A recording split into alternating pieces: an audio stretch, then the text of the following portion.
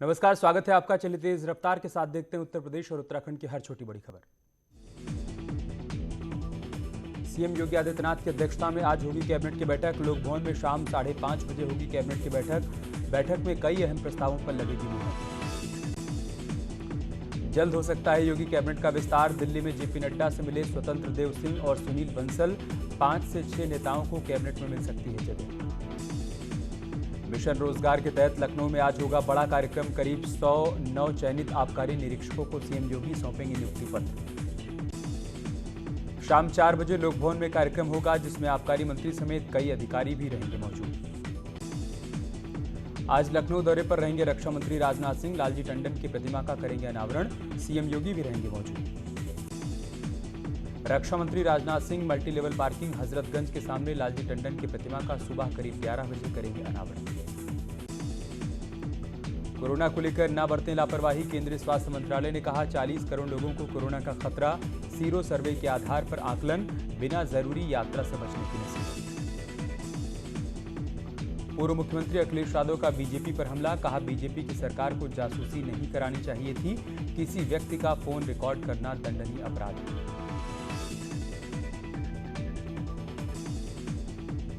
लखनऊ के मेदांता अस्पताल में भर्ती आजम खां से मिले अखिलेश यादव। एसपी अध्यक्ष ने बीजेपी पर साधा निशाना।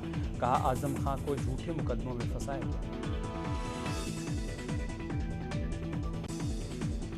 लखनऊ में यूपी विधानसभा चुनाव की तैयारी में जुटी बीजेपी। सरकार की योजनाओं को लोगों के जहन तक पहुंचाने की तैयारी शुरू। सोनभद्र पहुंचे निषाद पार्टी के राष्ट्रीय अध्यक्ष डॉक्टर संजय कुमार निषाद। ओवैसी पर निशाना साधा। कहा ओवैसी पहले अपने प्रदेश में सत्ता हासिल करें, फिर दूसरे प्रदेशों में प्रचार कर सीटों को बढ़ाएं। अयोध्या में दयाशंकर सिंह ने विपक्ष पर साधा निशाना। कहा विपक्ष के पास इस समय बोलने के अलावा कुछ नहीं है। पहला ऐसा विपक्ष है जो घरों में बैठकर ट्वीट करता है। इलाहाबाद हाईकोर्ट ने यूपी में पिछले साल महीनों जेल में बंद रहे विदेशी जमातियों के मामले में सरकारी वकीलों के रवैये पर जताई कड़ी नाराजगी। हाईकोर्ट ने यूपी सरकार को पता लगाने का आदेश दिया। पूछा यह लापरवाही है या फिर जानबूझकर की गई गलती। ईद के मौके पर राष्ट्रपति रामनाथ कोविंद ने देशवासियों को मुबारकबाद दी। राष्ट्रपति ने ट्वीट कर लिखा, ईद उल जुहा प्रेम, त्याग और बलिदान की भावना के प्रति आदर व्यक्त करने और समावेशी समाज में एकता और भाईचारे के लिए मिलकर कार्य करने का त्योहार है। समाजवादी पार्टी के अध्यक्ष अखिलेश यादव ने ईद उल अजहा पर लोगों को मुबारकबाद दी। अखिलेश ने ट्वीट कर लिखा, समस्त देशवासियों को ईद उल अजहा की मुबारकबाद। देश भर में आज मनाई जा रही है बकरीद। नए गाइडलाइंस के तहत मस्जिदों में एक साथ 50 लोगों को ही एंट्री। नमाज के बाद लोगों से गले नहीं मिलने की appeal. Islamic centre of India ने भी नमाज के लिए एडवाइजरी जारी की है, जिसमें लोगों से खास एहतियात बरतने की अपील की है। अयोध्या में बकरीद को लेकर बाबरी मस्जिद के पूर्व पक्षकार इकबाल अंसारी ने लोगों से अपील की है कि लोग सरकार की गाइडलाइंस का पालन करें और प्रतिबंधित जानवरों की कुर्बानी न दें।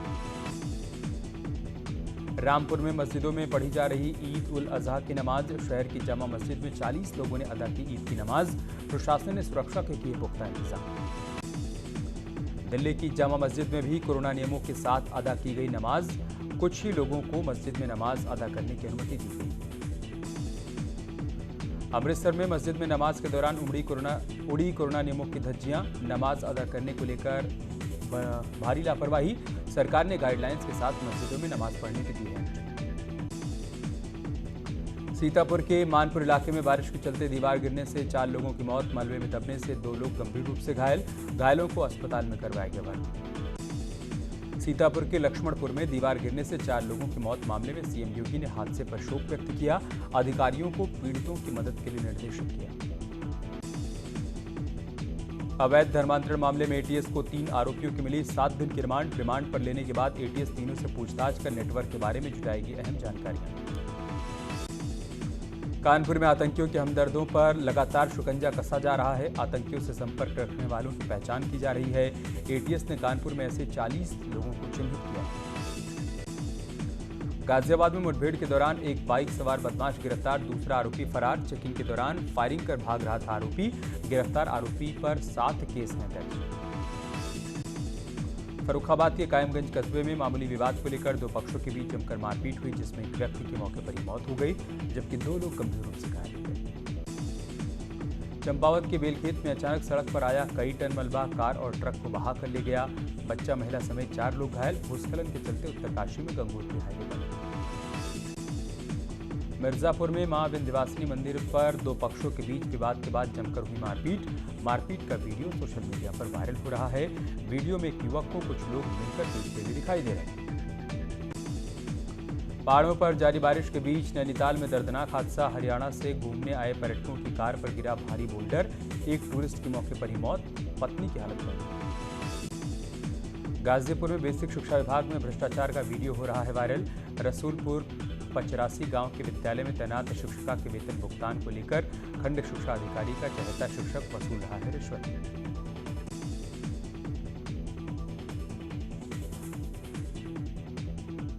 बुलंदशहर में सिपाही और होटल मालिक के बीच मारपीट, घटना सीसीटीवी में कैद। आइसक्रीम के पैसे मांगने को लेकर सिपाही को आया था गुस्सा।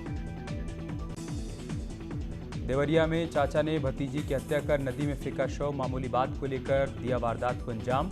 अस्पताल ले जाने के दौरान तोड़ा दम। मुजफ्फरनगर में पुलिस और बदमाशों के बीच मुठभेड़, 2 बदमाशों को गोली लगी। जंगल में कॉम्बिंग के दौरान गिरफ्तार। सहारनपुर में सरकारी नौकरी दिलाने के नाम पर महिला ने कथित पत्रकार पर लगाया यौन शोषण और 2 लाख रुपए ठगने का आरोप। पुलिस ने आरोपी के खिलाफ मामला दर्ज किया। संभल में खेत पर गए किसान की संदिग्ध हालात में मौत, पेड़ से लटका मिला किसान का शव। रजपुरा थाना इलाके का है मामला। मथुरा में पेंट की एक दुकान में लगी भीषण आग से घर में रखे गैस सिलेंडर में ब्लास्ट हुआ। दमकल विभाग ने कड़ी मशक्कत के बाद पाया आग पर काबू। गाजीपुर में मंगलवार को 16 ब्लॉक में नवनिर्वाचित ब्लॉक प्रमुखों का शपथ ग्रहण समारोह हुआ। जिले के 16 ब्लॉक में बीजेपी के 11 ब्लॉक प्रमुख निर्वाचित हुए हैं। कार्यक्रम में मंत्री उपेंद्र तिवारी और बीजेपी के एमएलसी विशाल सिंह चंचल भी रहे मौजूद। मुरादाबाद के 8 ब्लॉक में ब्लॉक प्रमुखों को दिलाई गई शपथ। जिले के 8 ब्लॉक प्रमुख सीट में 6 पर बीजेपी उम्मीदवारों ने किया था कब्जा।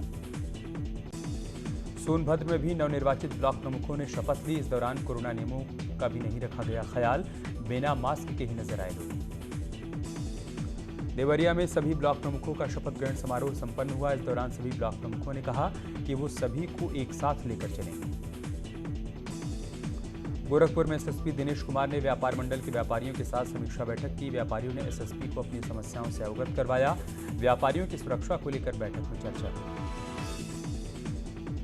ग्रेटर नोएडा पहुंचे युवा मोर्चा के अध्यक्ष प्रांशु दत्त द्विवेदी। कार्यकर्ताओं ने फूल मालाओं और ढोल के साथ जोरदार स्वागत किया। नियमों की धज्जियां उड़ाई।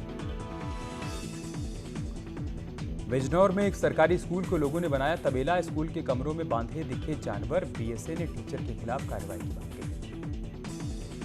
गाजियाबाद में स्टाफ क्वार्टर की हालत खराब। पीडब्ल्यूडी ने नोटिस चस्पा किया, कभी भी हो सकता है बड़ा हादसा। कानपुर क्राइम ब्रांच ने लोगों को लालच देकर उनके नाम पर मोटरसाइकिल फाइनेंस करवाने और फरार हो जाने वाले 2 शातिर ठगों को गिरफ्तार किया। इनके पास से 19 बाइक बरामद।